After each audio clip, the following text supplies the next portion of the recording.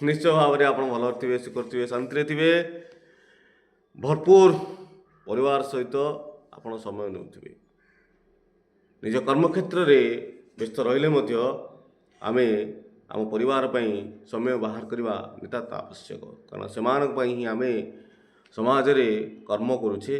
चलतु शुणिमा एक नीतिवाणी तापर शुणिमा गप कथा शुणी दुख सुखर हिसाब कथा शुणी दुख सुखर हिसाब लगाइबा बेले से मैंने जानीपारती जो मैंने हृदय को भल पाती कथा शुणी दुख सुखर हिसाब लगाइबा केवल से मैंने जानीपारती जो मैंने हृदय को भल पाती क्या बाध्य कर नहीं कि से तुमको मन पकाओ क्या बाध्य कर नहीं से तुमको मन पकाओ किछि दिन नीरव हो जाओ तापर देख तांको जीवन में तुम पाई केते मूल्यवान तुम्हें तांको पाखरे एइटा हला आजिर नीतिवाणी।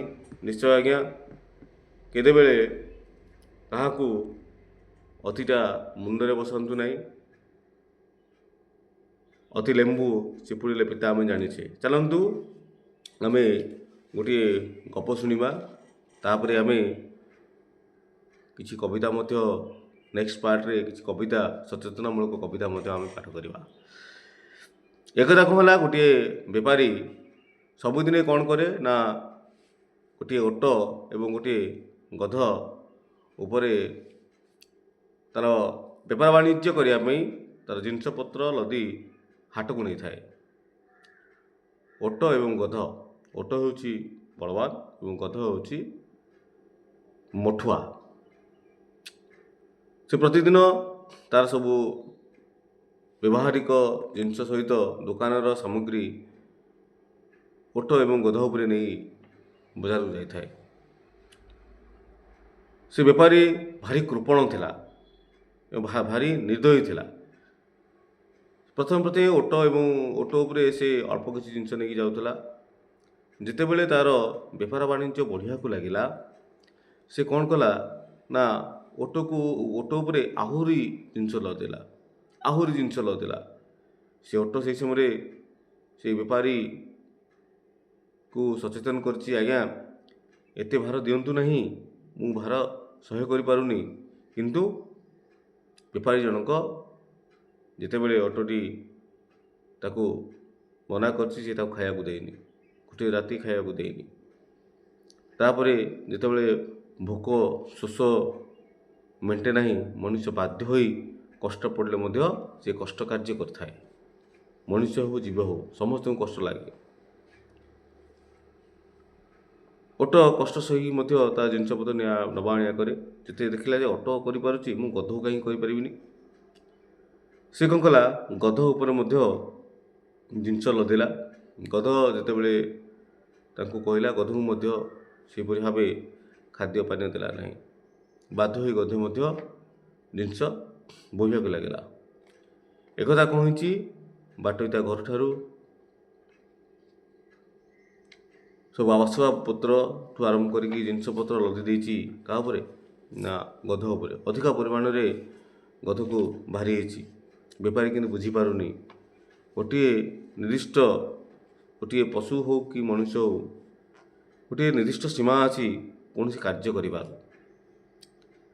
जितेबले से गध उपरे जिनस सब लदी देछि से गधटी किछि बाट गला परे कौन होइछि गधटी तले पड़ी जाइछि एवं छटपट होई से जीवन हारी देछि।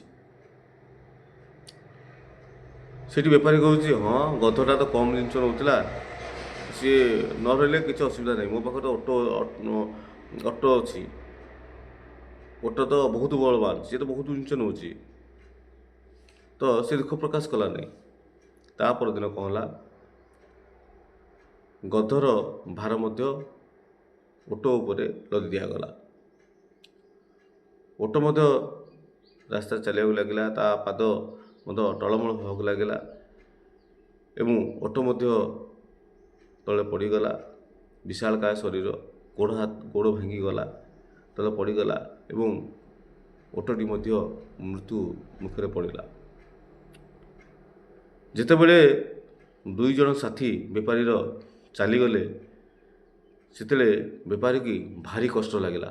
କହିଲା ଆରେ ମୁଁ କ'ଣ କଲି? ମୋ ନିଜର ସ୍ୱାର୍ଥକୁ ମେଣ୍ଟାଇବା ପାଇଁ ମୁଁ ଆଜି ମୋର ଦୁଇଟା ସାଥୀକୁ ମାରିଦେଲି।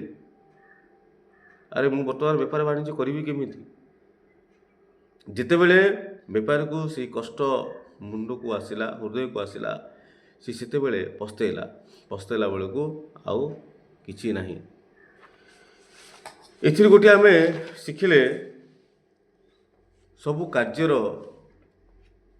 ଗୋଟିଏ ସୀମା ଅଛି। ଗୋଟିଏ ଲୋକକୁ ଆମେ କାର୍ଯ୍ୟ ଦେବାର ଗୋଟିଏ ସୀମା ଅଛି। ଯଦି ସୀମା ବାହାରକୁ ଆମେ ସବୁ ଜିନିଷର ପଳେଇବା ତାହେଲେ ସୁନିଶ୍ଚିତ ଭାବରେ ଆମର ବିନାଶ ହେବ। କାର୍ଯ୍ୟ ଆମେ ବ୍ୟକ୍ତିଗତ କାର୍ଯ୍ୟ ହେଉ ବା ବ୍ୟକ୍ତିକୁ ଦେଉଥିବା କାର୍ଯ୍ୟ ହେଉ କି କୌଣସି ପଶୁଜନ୍ତୁଙ୍କ ଦ୍ୱାରା କରୁଥିବା କାର୍ଯ୍ୟ ହେଉ, କେବେ ବି ସଦାବେଳେ ମନେ ରଖିବେ ସବୁ ଜିନିଷର ଲିମିଟେସନ୍ ଅଛି, ଗୋଟେ ପରିସୀମା ଅଛି। ଘରେ ହେଉ, ବାହାରେ ହେଉ, ଅଫିସରେ ହେଉ, ଆମେ ଯାହାକୁ ଯାହା କାର୍ଯ୍ୟ ଦେଉଛେ ତାହାର ଗୋଟେ ସୀମା ଅଛି। ସୀମା ଭିତରେ ଯଦି ଆମେ କୌଣସି କାର୍ଯ୍ୟ କରିବା ତାହେଲେ ସେହି କାର୍ଯ୍ୟରେ ସଫଳତା ହିଁ ସଫଳତା ମିଳିଥାଏ। ଯଦି ସୀମା ବାହାରେ ଯଦି ଆମେ କୌଣସି କାର୍ଯ୍ୟ କରିବା ତାହେଲେ କଷ୍ଟ ମିଳିଥାଏ। ଆଉ ଯେଉଁ କଷ୍ଟ ମିଳିଥାଏ ସେତେବେଳେ ଖୋଜିଲା ବେଳେ ଆଉ କିଛି ନଥାଏ। ଦୁଃଖ ଭରା କାହାଣୀ, କଷ୍ଟ ଭରା କାହାଣୀ। ସଦାବେଳେ ଆମେ ଚେଷ୍ଟା କରିବା ଅନ୍ୟକୁ ହସେଇ ନିଜେ ହସିବା, ତାହେଲେ ସେଥିରେ ପରମ ଆନନ୍ଦ ଅଛି, ଶାନ୍ତି ଅଛି। ଯଦି ନିଜେ ହସିକି ଆମେ ଅନ୍ୟକୁ ହସେଇବା ତାହେଲେ ସେଥିରେ ଅହଙ୍କାର ଅଛି। ରହୁଛି। ଜୟ ଜଗନ୍ନାଥ, ଜୟ ମା ଦକ୍ଷିଣକାଳୀ, ବନ୍ଦେ ଉତ୍କଳ ଜନନୀ। ନିଶ୍ଚୟ ଭାବେ କବିତାଟି ଏବଂ ଗଳ୍ପଟି ଯଦି ଭଲ ଲାଗିଥିବ ମୋ ଚ୍ୟାନେଲକୁ ଲାଇକ୍, ସବସ୍କ୍ରାଇବ୍ ଏବଂ ସେୟାର କରିବେ। ଜୟ ହିନ୍ଦ।